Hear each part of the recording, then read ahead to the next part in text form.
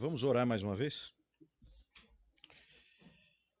Senhor nosso Deus e Pai, obrigado por estarmos aqui, obrigado por agora podermos refletir na Tua palavra. Toma nas Tuas mãos, Senhor, toma nas Tuas mãos também nossas mentes, nossos corações, nossa vontade, Senhor, que tudo esteja no Teu altar, para a Tua glória, que Tu possas nos transformar nessa manhã, por meio da Tua palavra, é isso que nós Te pedimos. E agradecemos em nome do nosso Senhor e Salvador Jesus Cristo. Amém. Irmãos, vamos abrir as nossas Bíblias em 1 Tessalonicenses.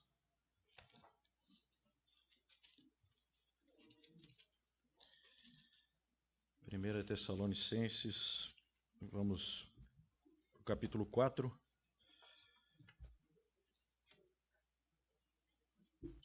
Vamos ler do 1 a 8. 1 Tessalonicenses 4, de 1 a 8. Obrigado. Finalmente, irmãos, nós vos rogamos e exortamos no Senhor Jesus que, como de nós recebestes quanto à maneira por que deveis viver e agradar a Deus, e efetivamente estáis fazendo, continueis progredindo cada vez mais, porque estáis inteirados de quantas instruções vos demos da parte do Senhor Jesus. Pois esta é a vontade de Deus, a vossa santificação, que vos abstenhais da prostituição, que cada um de vós saiba possuir o próprio corpo em santificação e honra, não com o desejo de lascívia como os gentios que não conhecem a Deus, e que nesta matéria ninguém ofenda nem defraude a seu irmão, porque o Senhor contra todas estas coisas, como antes vos avisamos e testificamos claramente, é o vingador, porquanto Deus não nos chamou para a impureza, e sim para a santificação. Dessarte quem rejeita estas coisas não rejeita o homem, e sim a Deus, que também vos dá o seu Espírito Santo. Meus irmãos e amigos, nós chegamos hoje finalmente, nessa nossa série dos 7 pecados capitais, nós chegamos ao 7º e último, e aqui nós estamos falando então da lascívia, ou luxúria, ou volúpia. Aqui eu vou preferir usar o termo lascívia, já que luxúria muitas pessoas confundem com a pessoa luxenta, ou que gosta de ter uma vida regalada, né? Incorretamente as pessoas fazem essa confusão. E também o nosso texto aqui também usa, o texto nessa versão, nessa tradução em que eu li aqui, também usa a palavra lascívia. Talvez no seu íntimo aí você tenha esperado por essa pregação mais do que por qualquer outra nessa série. Nesses dias que nós temos aí de revolução sexual e com a proliferação da pornografia na internet, infelizmente, os cristãos estão, talvez mais do que nunca, envolvidos em um contexto de lascívia, e muitos de nós podem estar escravizados também por esse pecado tão grave e tão destrutivo. Quando eu estava preparando essa pregação, eu fiquei pensando o quão pouco nós falamos aqui nesse púlpito e nos nossos estudos sobre sexo. Já o mundo não fala em outra coisa, né? Mas o mais interessante é que a Bíblia não comete esse erro, né? A ética sexual do cristianismo é uma das coisas, é um dos legados mais belos que o cristianismo trouxe à humanidade, e vamos falar um pouco sobre isso hoje. A Bíblia fala muito sobre esse tema, e aí eu fiquei pensando, né, como nós estamos despreparados para tratar dele, em função da pouca abordagem, um assunto tão importante, tão fundamental nesse momento em que nós vivemos. E com o tempo que nós temos aqui hoje, qualquer abordagem evidentemente vai ser bastante superficial, o que é uma pena, né? Mas eu penso que a gente deve explorar mais esse assunto e ver toda a glória que o Senhor tem para nos ensinar a respeito de tudo isso. Vamos começar então com as definições, né? A definição de um autor, ele diz assim que a lascívia é um desejo sexual desordenado e idolátrico, que é escravizante e destrutivo. John Piper diz que a lascívia baseado nesse texto, John Piper diz que a lascívia é o desejo sexual que desonra seu objeto e despreza a Deus. Nesse mesmo contexto, ele fala que se o teu desejo sexual não é guiado por respeito e honra pelos outros e consideração pela santidade de Deus, então é lascívia. Isso tudo nós sabemos, né? Mas é importante a gente colocar essas definições para que a gente vá refletindo. Vejam, daí já indo um pouquinho mais para o que a Bíblia fala a respeito, vejam que a Bíblia nunca diz, em momento algum, que o desejo sexual ele é ruim em si mesmo. Tim Keller disse que a Bíblia tem a mais elevada visão sobre o sexo em relação a qualquer outro livro sagrado de qualquer religião em qualquer lugar do mundo. E se você conhece um pouco da Bíblia, você sabe disso. Foi Deus quem criou a sexualidade. Em Gênesis, ele criou o homem e a mulher, e aí estava criada a sexualidade. E ele viu que isso era muito bom. Textos como Provérbios 5, como 1 Coríntios 7 e tantos outros dizem ao marido e à esposa que eles cultivem um profundo vínculo sexual entre si. Não é um casamento saudável aquele em que o marido não deseja intensamente a esposa não deseja intensamente o marido. Se nós fôssemos todos objetos do acaso ou fruto da evolução, né, como se pensa muito hoje em dia, poderíamos fazer qualquer coisa com qualquer pessoa, porque nós não significaríamos absolutamente nada. Nós seríamos nada, nós seríamos acidentes biológicos. E aí poderíamos fazer sexo com qualquer um, porque isso não significaria absolutamente nada. Talvez o mundo pense dessa forma, mas pensar dessa forma gera um profundo vazio existencial, porque é muito complicado para qualquer ser humano ele ser nada, ou ele ser insignificante, ou ele não valer nada ou não significar nada. Por isso que esse modelo é tão destrutivo e tão perigoso. Mas é claro que se você está aqui hoje, você não acredita nisso, né? Você sabe que não só você, mas todas as outras pessoas e todas as coisas têm significado. Que todas as coisas foram criadas com um propósito. E aí você percebe que o sexo foi projetado pelo Criador.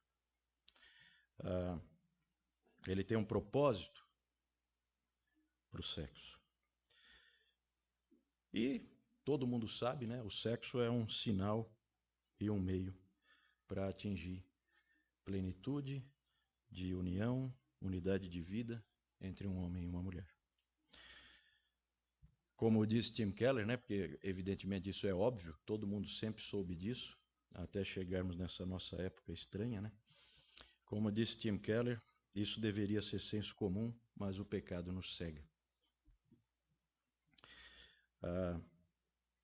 A lascívia é um desejo sexual desprovido do significado que Deus lhe deu.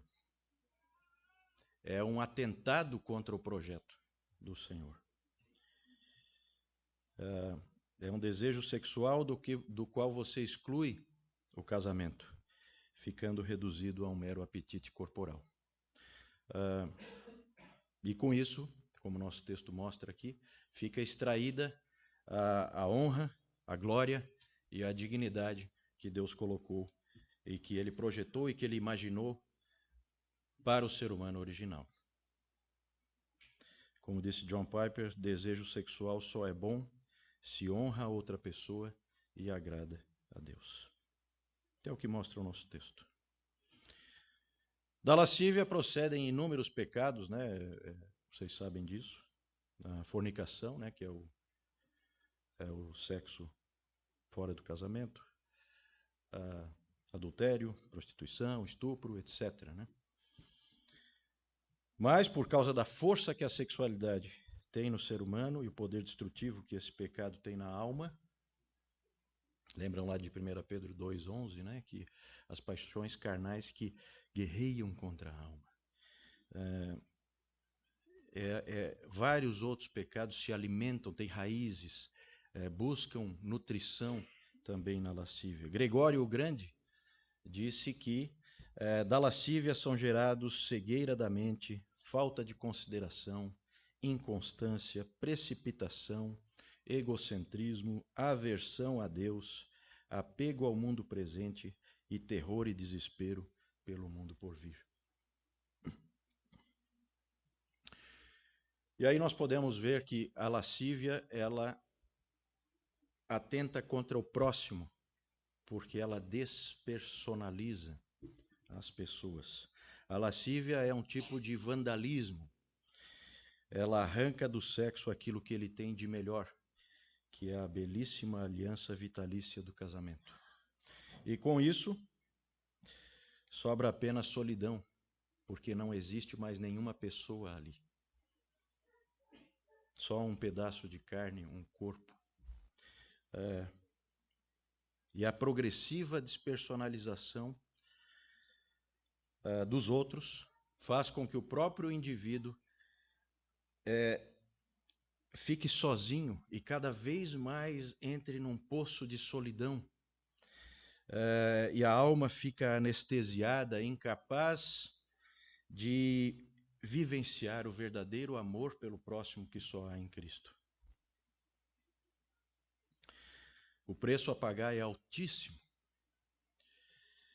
Aqui nós também temos, como nós falamos nos outros pecados capitais, né, nós também temos aquela deformidade sendo produzida na alma, o monstro, né, como a gente falou, aquele monstro se formando e crescendo e se alimentando e ficando cada vez mais perigoso.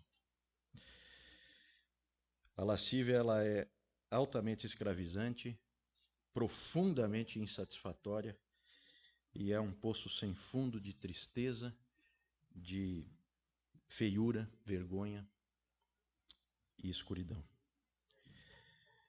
Ela diz para o outro: eu quero o teu corpo, mas eu não quero você. Eu não quero um pacto vitalício de ser um com você.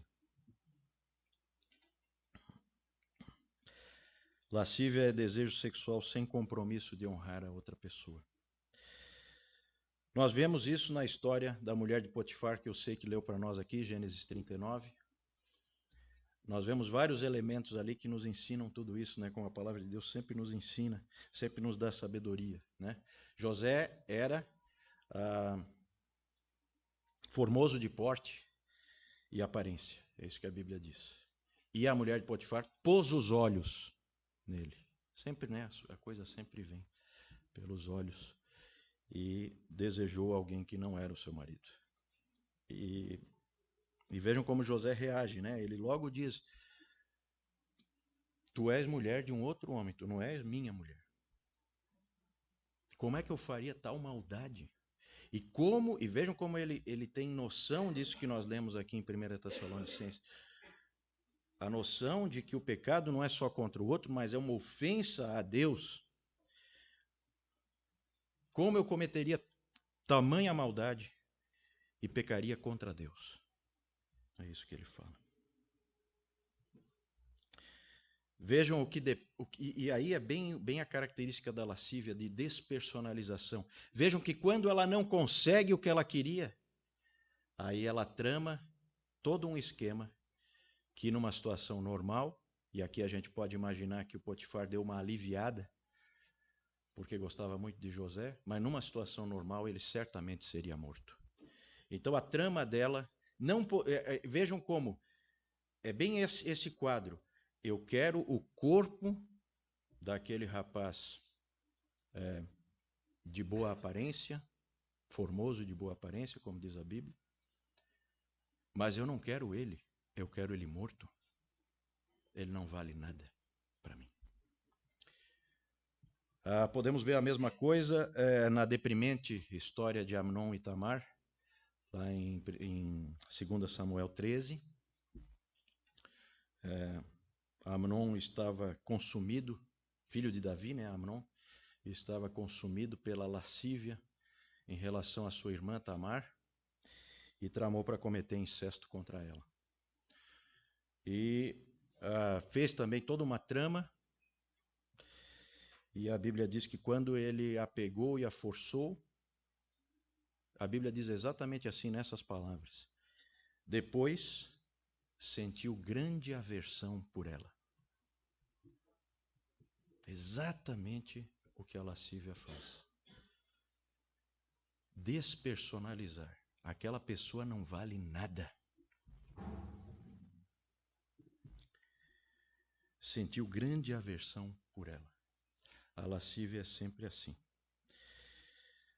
Mas vocês viram como José percebeu que, além de ser uma ofensa contra o próximo, contra outra pessoa, também é uma profunda ofensa contra Deus. José percebeu isso, ele sabia disso. E aqui no nosso texto nós vemos isso, né? Veja ali o verso 6, né? Porque o Senhor contra todas estas coisas, como antes vos avisamos e testificamos claramente, é o vingador. Texto fortíssimo. Todos os textos relacionados à impureza sexual são todos eles fortíssimos. E as listas, geralmente aquelas listas de pecados, elas geralmente começam com a prostituição ou a impureza sexual. É sempre um pecado que ganha proeminência nessas listas. Na semana passada o Jair pregou aqui em Marcos, e aí o Senhor Jesus enumerou uma série de coisas ruins que vêm do coração. Vocês perceberam que 3 coisas ali, pelo menos, naquela lista, estão diretamente ligadas à lascívia. Tal é a força desse pecado e tal a gravidade dele. Vamos abrir ali em Mateus 5.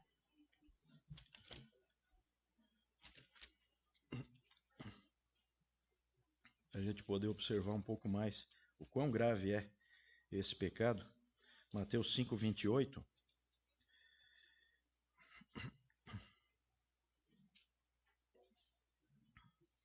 Vamos ler do 27. Ouvistes o que foi dito, não adulterarás. Eu, porém, vos digo, qualquer que olhar para uma mulher com intenção impura no coração, já adulterou com ela. Se o teu olho direito te faz tropeçar, arranca-o e lança-o de ti, pois te convém que se perca um dos teus membros e não seja todo o teu corpo lançado no inferno. E se a tua mão direita te faz tropeçar, corta e lança-a de ti, pois te convém que se perca um dos teus membros e não vá todo o teu corpo para o inferno. Vejam a solenidade dessas expressões colocadas pelo nosso Senhor Jesus.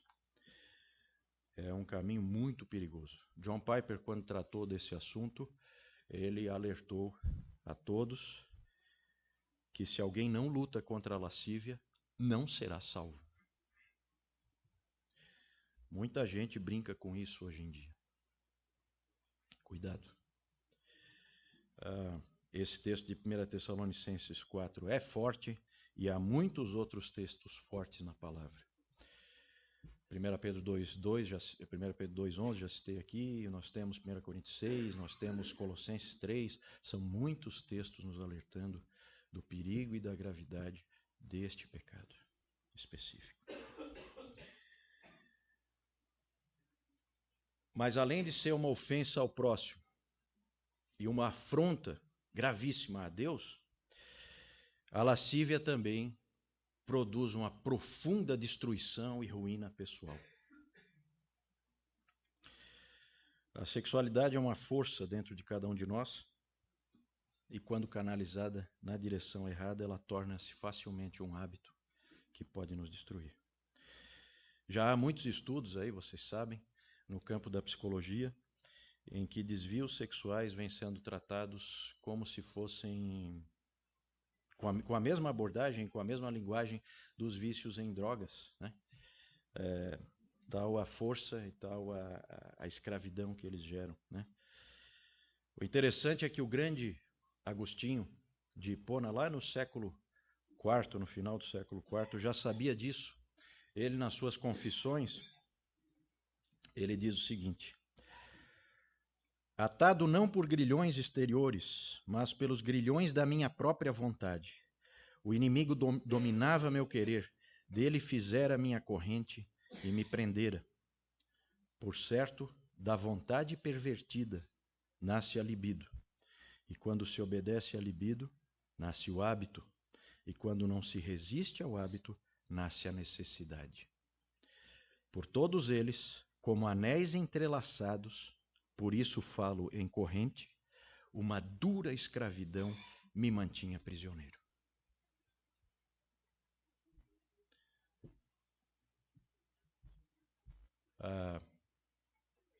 E que prisão é essa?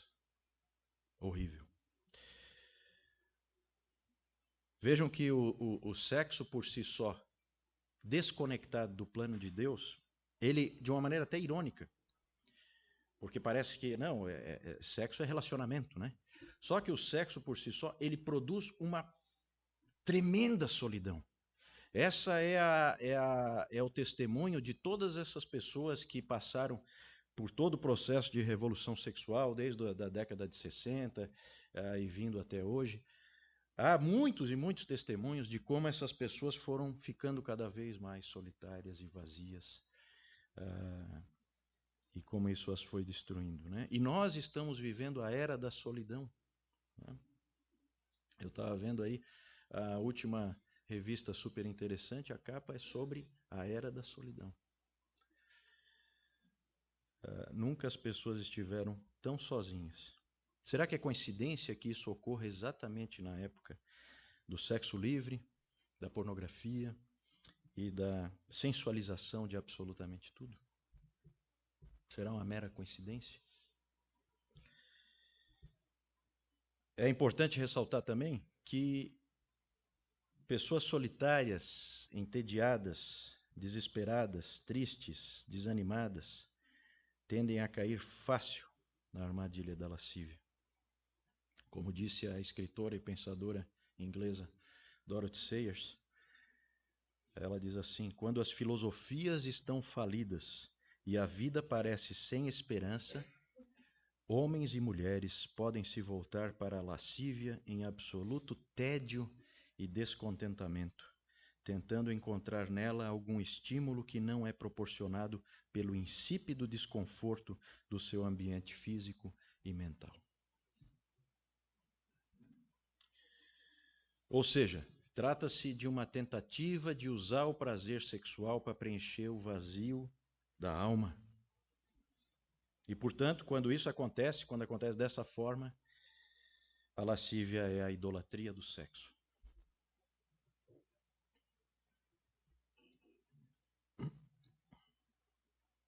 O que é uma pessoa consumindo pornografia diante de um computador ou de um celular, se não adoração, não é, gente? Adoração a um Deus falso. Adoração a um Deus destrutivo, cruel, e que gera uma corrente, como disse Agostinho, na qual você vai ser enredado. Qual é o antídoto? O antídoto é sempre o mesmo, é seguir os caminhos do Senhor. É você observar a beleza do sexo e do casamento. O sexo foi concebido pela mente mais sábia que existe para ser vivido por um homem e uma mulher em uma relação completa, exclusiva e permanente, chamada casamento. Por algum motivo, a igreja vem falando muito de casamento, mas muito pouco de sexo. Não devemos separar o que Deus uniu, certo? Eu gosto muito de um texto que tem lá em Hebreus, vamos ver lá, Hebreus 13, que eu acho que vai ter, de uma maneira muito condensada, vai ter tudo isso que a gente está falando aqui. Toda essa junção. Só que de uma maneira positiva, né? Porque é relacionado ao plano de Deus. Hebreus 13, versículo 4. Digno de honra entre... Vejam a palavra honra de novo, né? Vejam como é. Vejam como isso é importante. Vejam como aparece honra em todo lugar. Vejam como é digno de honra, todo ser humano é digno de honra. Veja como aqui a honra, ela se estende daí ao casamento e ao sexo, né? Veja só, digno de honra entre todos seja o matrimônio, bem como o leito sem mácula, porque Deus julgará os impuros e adúlteros. Perceberam? Digno de toda a honra entre todos, casados, solteiros, viúvos, divorciados, todos honram o casamento e o sexo. Os dois aparecem juntos como Deus uniu. E aí aparece também a figura de novo do vingador. Porque os impuros e adúlteros Deus julgará.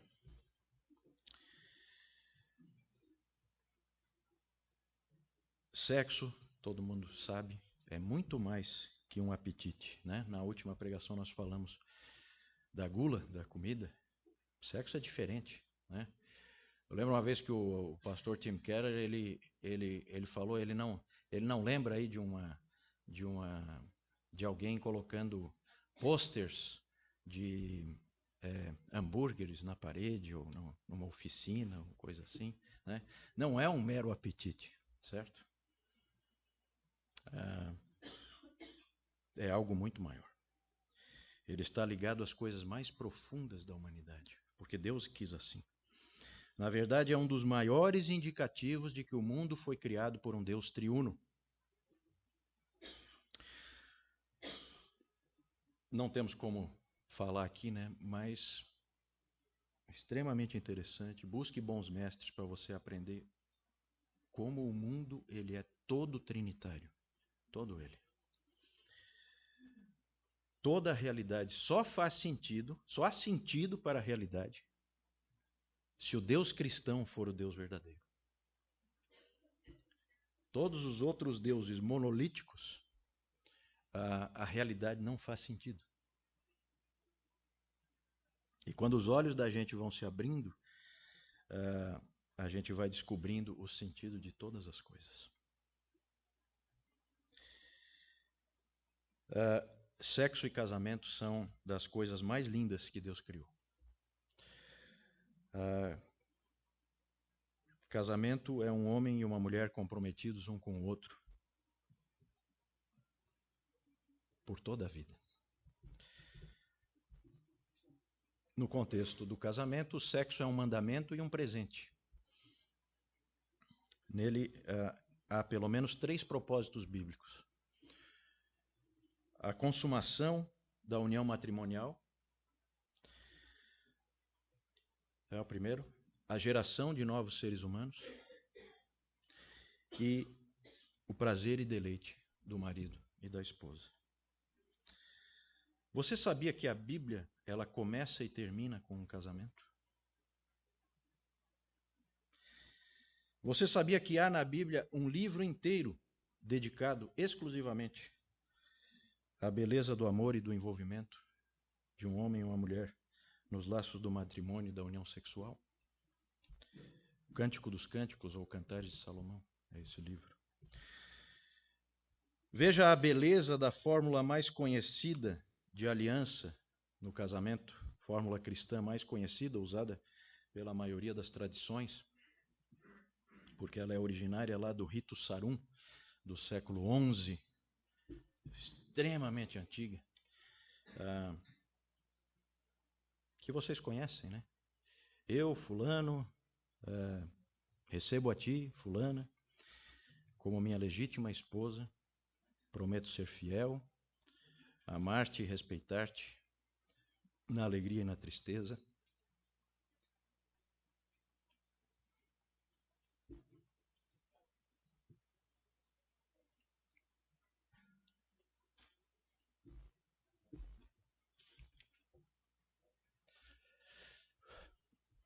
Na saúde e na doença, na riqueza e na pobreza, por todos os dias da nossa vida, até que a morte nos separe.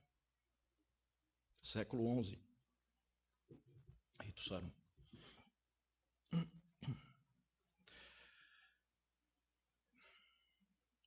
Vejam que aqui é a pessoa que você quer, não é o corpo.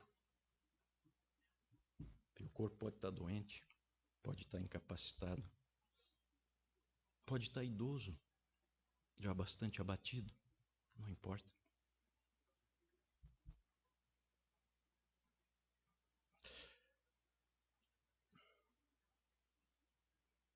Sexo é uma forma de dizer: eu pertenço a ti. Eu sou teu, tu és minha. Eu não sou meu, tu não és tua, nós somos um.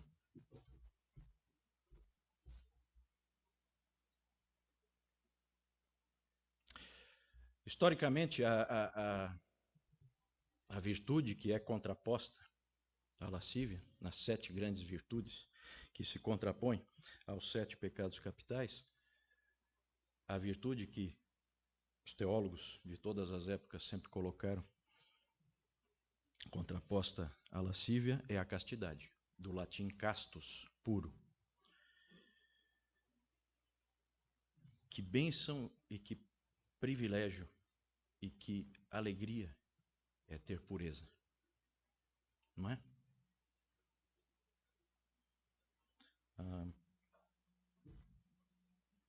Nós vimos aqui 1 Tessalonicenses, nosso texto, Deus não nos chamou para a impureza, Ele nos chamou para a santificação. E a castidade, ela sempre foi refletida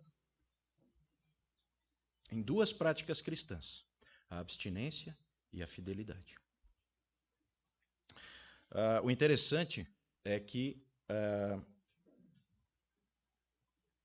o cristianismo sempre disse de forma inequívoca e absoluta: não há sexo fora do casamento. Não deveria haver, né? E isso, gente, para todas as correntes, catolicismo romano, ortodoxia oriental, protestantismo, as várias correntes do protestantismo, e até mesmo outras religiões, que divergem em tantas coisas, concordam nisso.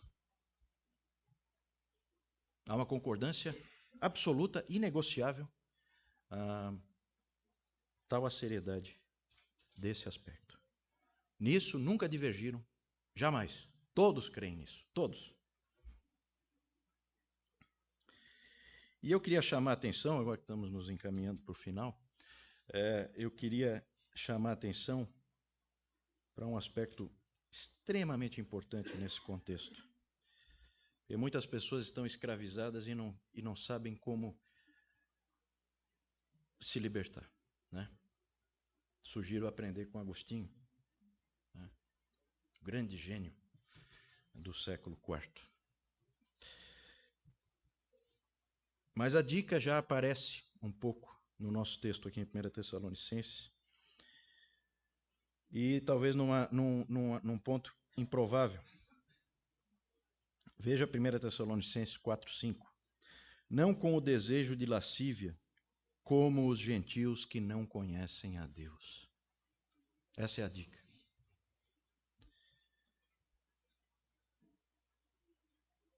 John Piper colocou de uma maneira muito contundente, muito clara. Não conhecer a Deus é a principal causa da lascívia. Muitas pessoas tentam se libertar da lascívia lutando diretamente contra ela. Não funciona. Cai naquele caso lá de Colossenses 3, em que você tenta usar ascetismo para combater essas coisas. Não funciona.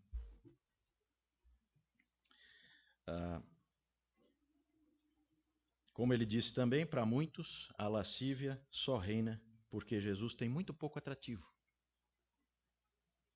E aí, Piper diz também, se você tem pouco gosto por Jesus, prazeres adversários prevalecerão. Isso é garantido. É quando nós entendemos a criação de Deus, quando nós entendemos quem Deus é, e quando nós entendemos o Evangelho, e quando nós vemos quem Jesus Cristo é, aí nós entendemos o lugar do sexo na criação. E se você continua escravo da lascívia, é porque você ainda não viu. Aí alguém poderia dizer, né? Poxa, Juliano, mas eu não sou casado ou casada, não sei se vou casar um dia. Como é que eu fico? Aí é mais uma das mentiras do inimigo, né? De que você não pode ter uma vida plena e satisfeita sem realização sexual. Esse raciocínio, se nós pensássemos assim, faria com que o corpo e as suas experiências recebessem a supremacia.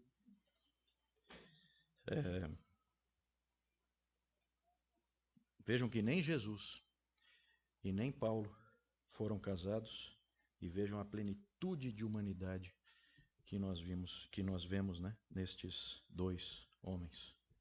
Um, inclusive, com a humanidade perfeita. Mesmo casais casados, eles podem ter que abdicar da união sexual por causa de alguma enfermidade ou por causa de alguma outra forma de incapacitação. Mas a aliança é superior ao símbolo.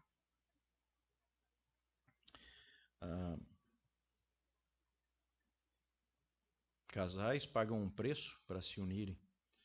E muitas vezes se unem por motivos que não são adequados. Estão aí todos os terapeutas aí de casais para provar isso. Porque não se entregaram. Porque não entenderam o símbolo. Porque não quiseram se doar, não quiseram ser um com o outro. E aí a vida pode não ser tão feliz. E mesmo casais muito, muito, muito, muito próximos e que Deus deu a graça de terem uma união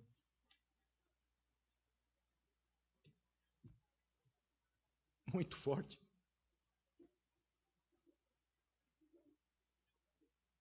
podem em algum momento ter que passar pela maior das dores, que é um enterrar o outro.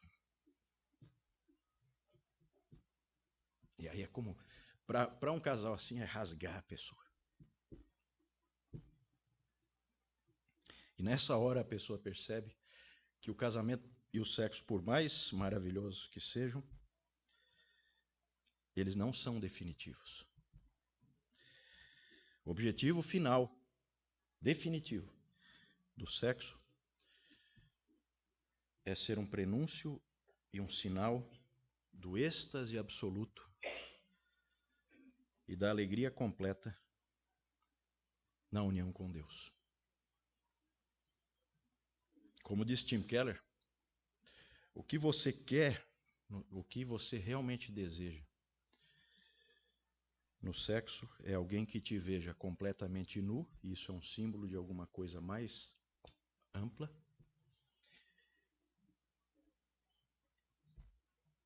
E mesmo você sendo quem é,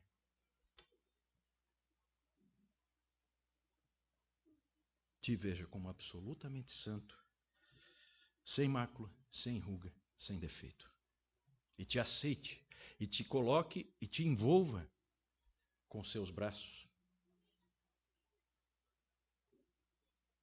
E te aceite exatamente como você é.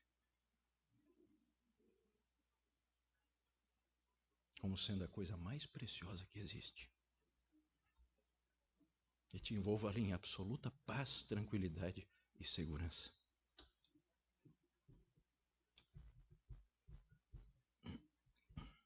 E você quer fazer a mesma coisa com a outra pessoa. Mas ninguém é capaz disso. Porque grande é esse mistério, mas eu me refiro a Cristo e à igreja.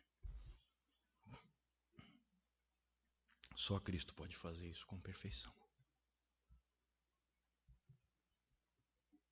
É famosa a frase, a citação do grande C.S. Lewis no Cristianismo Puro e Simples, em que ele diz o seguinte: a felicidade que Deus designou para suas criaturas superiores é a felicidade de serem unidas a Ele e umas às outras, livre e voluntariamente, em um êxtase de amor e prazer, que, quando comparado com o amor mais arrebatador entre um homem e uma mulher nessa terra, este último seria água com açúcar.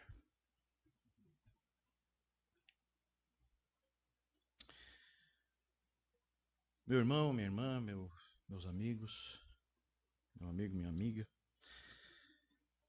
você faz ideia da coisa sagrada que é a sexualidade humana? Qual é a sua visão sobre sexo? Será que ela precisa ser transformada pela luz e pela verdade? Seus desejos sexuais estão em ordem? Você deseja caminhos impuros, proibidos pelo Senhor? Eu gosto muito desse trecho aqui, né? Em que Paulo fala assim: estais inteirados de quantas instruções vos demos da parte do Senhor Jesus. É isso que os apóstolos fazem, eles passam instruções que Jesus deu a eles.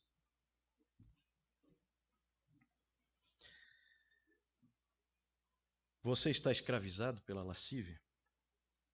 Busque ajuda. Há esperança. Você tem cultivado olhares, pensamentos, fantasias e hábitos destrutivos na sua vida? Leve tudo isso para a cruz e diga: é Jesus que eu quero. É ver a face dele que eu quero. Bem-aventurados os limpos de coração, porque verão a Deus. Vamos orar? Senhor, todos nós somos impuros, todos nós pecamos contra Ti de tantas maneiras, Senhor, com pensamentos e atos, e não são dignos de Ti, que Te ofendem profundamente e que diminuem e desprezam o outro.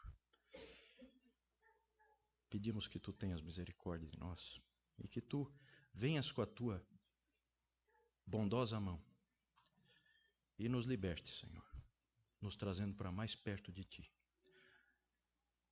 para que, Te conhecendo, nós não sejamos como os demais gentios que não conhecem a Deus e que vivem em lascívia. Que nós possamos conhecer a Deus e ali ter plena satisfação e plena alegria. Mostra-nos a Tua face em Jesus Cristo e que nós possamos crescer sempre mais para a honra e glória do Teu santo nome. Obrigado pelo Teu plano maravilhoso, pela Tua criação maravilhosa e obrigado porque Tu tens misericórdia de miseráveis como nós, que precisamos tanto da Tua graça. Obrigado pelo nosso Senhor Jesus Cristo que morreu no nosso lugar por causa de tudo isso e pagou o preço.